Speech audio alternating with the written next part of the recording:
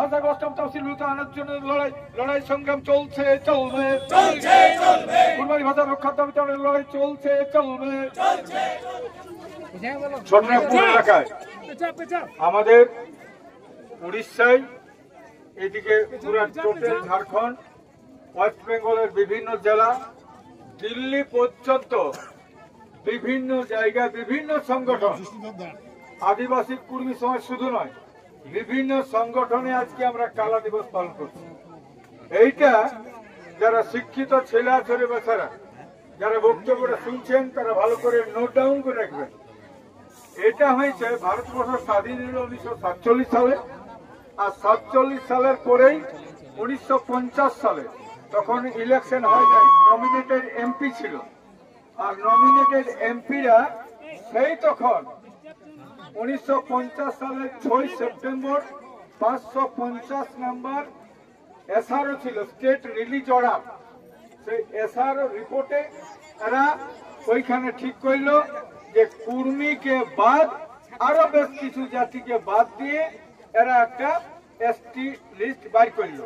H N কুঞ্জরু ছিল সেই সময় একজন এমপি। এইচ এন কুঞ্জরুরা 16 জনের দরখাস্ত করে এইটা প্রতিবাদ জানাইছিল, উত্তর তেমন কোনো উত্তর দেয় নাই।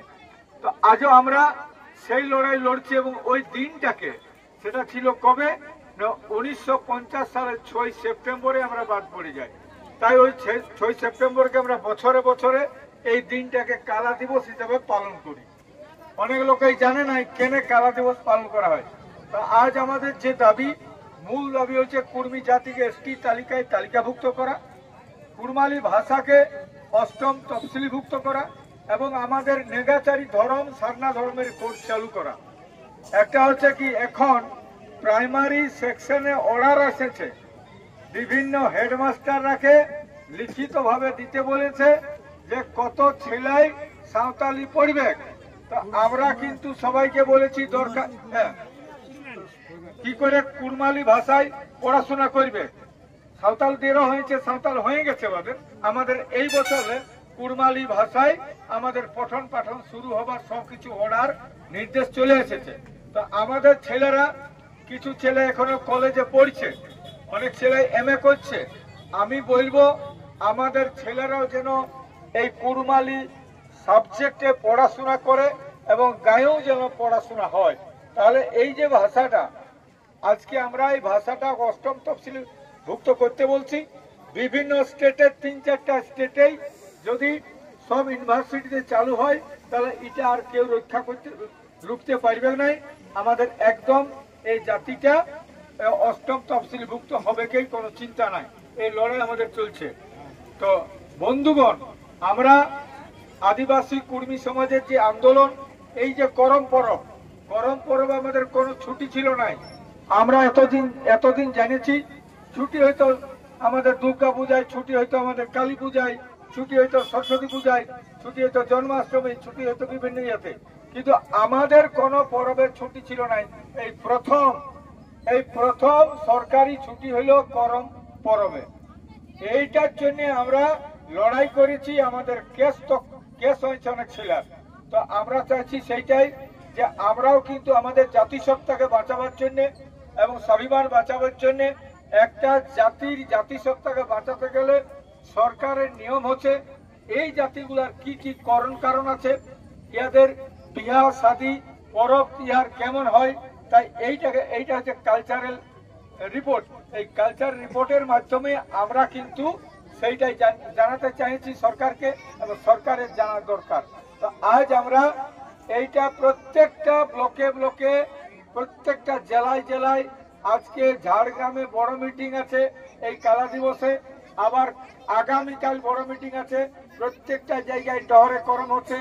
আমাদের এই কালচারটাকে তুলে ধরছি মানুষের কাছে, কারণ আমাদের সত্যিকারের এই যে কালচারের সংস্কৃতিটা আমাদের মাঝে, এই যে কুর্মী এসটি হবে, এইটার বিষয়ে কিছু সাঁওতাল পণ্ডিতরা, জানি না তার সে পণ্ডিত বঠেন নহে, কিছু সাঁওতাল পণ্ডিত, আবার কিছু তার সঙ্গে ভূমি সর্দাররা কিছু জাতকে নিয়ে ওরা আমাদের বিরুদ্ধে প্রতিবাদ করার চেষ্টা করছে।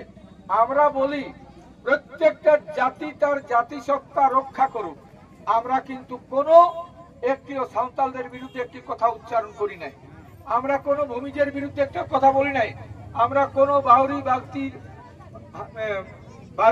বাগতি রাজুয়ার ভূঁইয়া ঘাটওয়াল কারো বিরুদ্ধে কোনো কথা বলি নাই। প্রতিটি জাতি তাদের জাতিসত্তা রক্ষা করুক, তাহলে ভারতবর্ষের যে সাংবিধানিক কাঠামো সেটা আরো বেশি মজবুত হবে। তাই আমরা চাইছি প্রত্যেকটা জাতি জাতিসত্তা রক্ষা করুক, এবং এই জন্যে যদি তোমরা এই লড়াই করো, আদিবাসী কুর্মী সমাজ আপনাদের পেছনে আছে এবং থাকবে। কিন্তু যারা বিরোধিতা করছে তারা ভুল করছে, তারা ইতিহাস জানে নাই।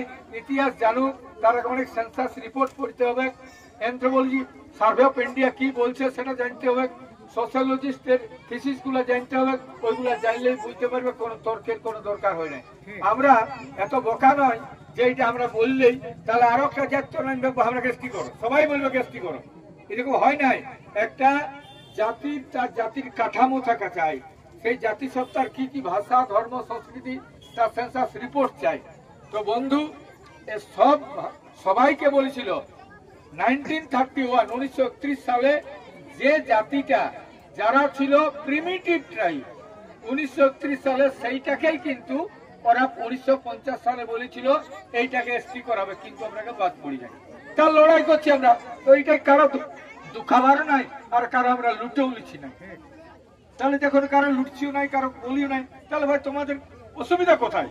আর আমরা যেমন গায়ে মায়ে আছি সবাই আমরা থাকবো সেরকম, একটা জায়গা থানে একটা গায়ে একটা পর্ব আমরা করছি। আজকে কিছু লোকের বিষোদ্গারের জন্য আমাদের কাছ থেকে কিছু লোক সরে গেছে। যখন ঝাড়খণ্ড আন্দোলন করি, শিবু সোরেনের সংবিধানটাই পরিষ্কার ছিল, কুর্মী জাতিকে এসটি তালিকায় তালিকাভুক্ত করতে হবে এবং কুড়মালি ভাষাকে অষ্টম তফসিলে ভুক্ত করতে হবে। পুরা টোটাল ঝাড়খণ্ডে এখন ওরা রাজ্য চালাচ্ছে, হেমন্ত সোরেন আছে মুখ্যমন্ত্রী, তো ও কি বইটা পড়ে নাই? ওইটা পড়ে লিয়া দরকার। আজকে সেই জন্য বলছি আমাদের লোক রক্ত ঢালেছি, আমরা লড়াই করেছি, আজ ওরা ঝাড়খণ্ড রাজ পাইছে। আমাদের রক্তের বিনিময়ে ঝাড়খণ্ডের রাজ্য হয়েছে, কিন্তু আমাদের কথাটা আজ তক বলে নাই।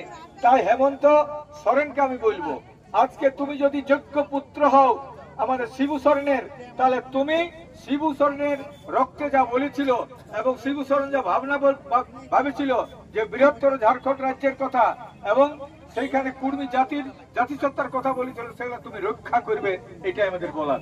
তো বন্ধু, আজকে আমরা যে বেদি বলে আছি সেটা হচ্ছে গোবিন্দ চুনারাম মাহাতো। গোবিন্দ চুনারাম মাহাতোর ইতিহাস কেউ জানে নাই।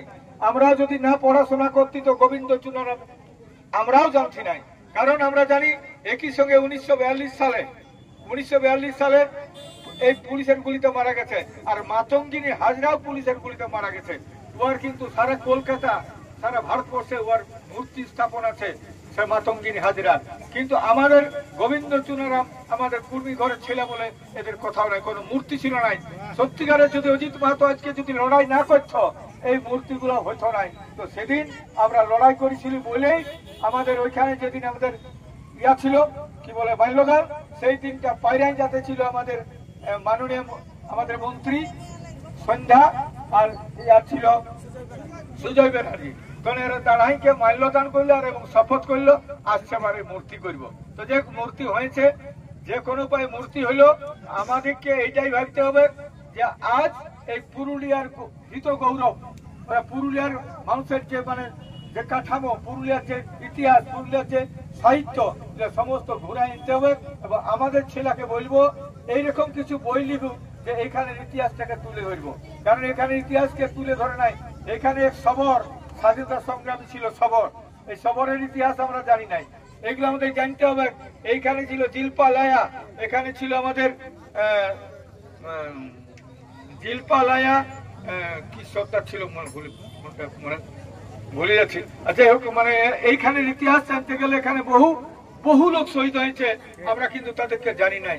তাই আমাদেরকে আমাদের যারা আজারা আমাদের পূর্বপুরুষরা যারা শহীদ হয়ে গেছে এই মাটির জন্য, তারাকে সম্মান দেওয়ার জন্য আমাদের আসু কর্তব্য আছে। তাই আমরা আদিবাসী কুর্মী সমাজ এই কালা দিবসে এই কথাগুলো তুলে ধরে আজকে সম্মান জানালো। আজকে আমি আমার বক্তব্য শেষ করছি। আগামী 20 সেপ্টেম্বর আপনারা একদম 19 তারিখেই 19 তারিখে চাল, চিড়া, তেল, নুন যা কিছু মশলা মরিচ নিয়ে আমাদের যেখানে নেতারা বলবেন যাতে সেইখানে পৌঁছাবার জন্য আপনারা তৈরি হবেন। আর সেই তখন ওইখানে আমাদের যত করম নাচ আছে, যত ঝুমুর গাইবার আছে, সব মানে ওইখানে যতদিন থাকবো পুরা চলবে আমাদের। তো আগামী 20 তারিখে আমরা যাব, 19 তারিখেই কিন্তু পৌঁছাবো। 20 তারিখ সকাল 5টালেই রেল বন্ধ হবে, রেল টাকা শুরু হয়ে যাবে। সবাইকে জোহার। আদিবাসী কুর্মী সমাজ জিন্দাবাদ, আদিবাসী কুর্মী সমাজ জিন্দাবাদ। এসটি দাবিতে লড়াই চলছে চলবে, এসটি দাবিতে লড়াই চলছে চলবে। 1950 সালের 6 সেপ্টেম্বর দিনটাকে কালা দিবস পালন করো, 6 সেপ্টেম্বরকে কালা দিবস পালন করো। কুড়মালি ভাষাকে অষ্টম তফসিল আনার জন্য লড়াই সংগ্রাম চলছে চলবে, কুড়মালি ভাষা রক্ষার দাবিতে লড়াই চলছে চলবে।